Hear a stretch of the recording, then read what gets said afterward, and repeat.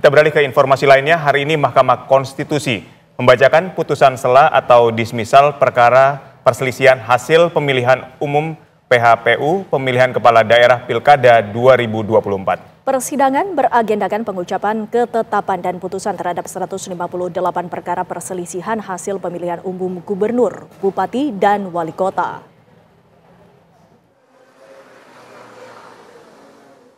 Mahkamah Konstitusi menggelar sidang pengucapan putusan sela atau dismisal untuk 158 perkara perselisihan hasil pemilihan umum atau PHPU, terdiri dari 9 perkara gubernur dan wakil gubernur, serta 35 perkara pemilihan wali kota dan wakil wali kota.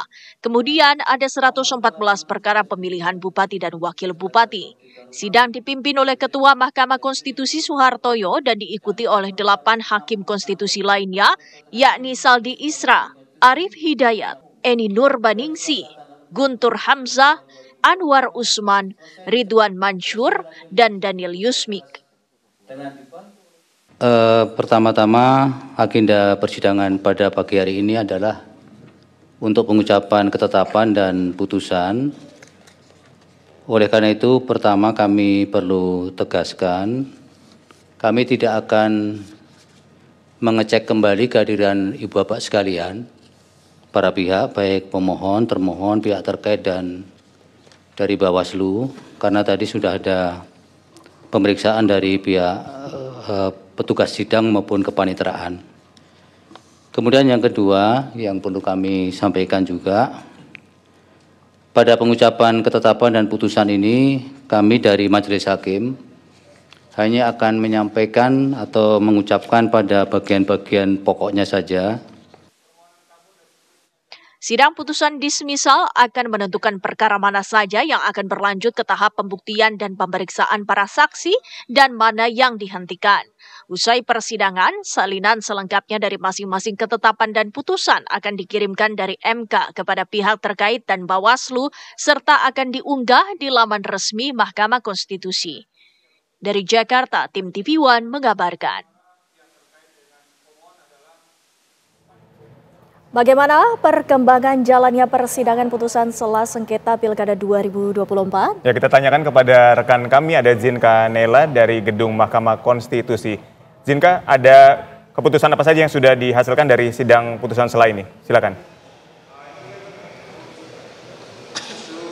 Baik, Aditya, Winnie, dan juga pemirsa TV One, dari 158 perkara sengketa yang diproses oleh Mahkamah Konstitusi hari ini, ke-58 perkara sengketa sudah dibacakan putusannya pada sesi 1 pembacaan yang dimulai sekitar pukul 8 waktu Indonesia Barat, di mana dari ke-58 perkara ini ada 2 yang menjadi perhatian publik, yakni yang pertama putusan mengenai sengketa Pilkada, Pilgub Jawa Tengah yang diajukan oleh pasangan calon nomor urut 1 Andika Perkasa dan Hendrar Priyadi, di mana menurut Hakim Ketua MK Suhartoyo ini, menurut dari rapat permusyawaratan hakim atau RPH yang telah dilaksanakan pada tanggal 30 Januari lalu ini telah mendapatkan kesimpulan, yakni untuk mengabulkan permohonan pencabutan perkara yang diajukan oleh pasangan calon gubernur dan wakil gubernur nomor urut 1 tersebut dikarenakan memiliki alasan yang kuat.